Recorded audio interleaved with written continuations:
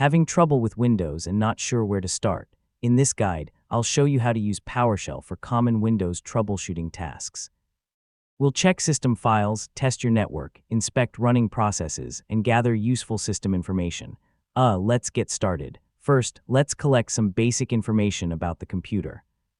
Run Get Computer Info. This can show details about Windows, the operating system, hardware, and other system settings. If you only need the Windows version, WinVer is another quick option. Next, check what's currently running. Type Get Process and press Enter. PowerShell will display active processes along with information such as their names and resource usage. You can search for a specific process with a command like Get Process Name Explorer.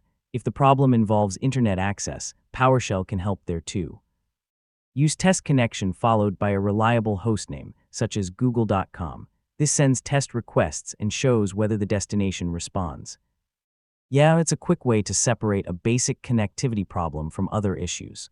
To inspect your network adapters and IP addresses, run GetNet IP Configuration. This gives you useful details about adapters, IP addresses, gateways, and DNS settings. If you're troubleshooting a connection, these details can reveal whether an adapter is configured correctly. For Windows system file problems, the System File Checker can be very useful. In an elevated PowerShell window, run SFC Scanno. Windows will scan protected system files and attempt to repair problems it finds. This scan can take some time, so let it finish before closing the window. If SFC reports problems it can't fully repair, you can also use the Deployment Image Servicing and Management tool. Run DISM Online Cleanup, Image Restore Health as administrator. This checks the Windows component store and can repair underlying system image issues, so give it time to complete. When you're unsure about a PowerShell command, use getHelp followed by the command name. For example, getHelp test connection. You can also use getCommand to discover available commands. These two tools are great starting points when troubleshooting, and that's a solid starting toolkit for Windows troubleshooting with PowerShell.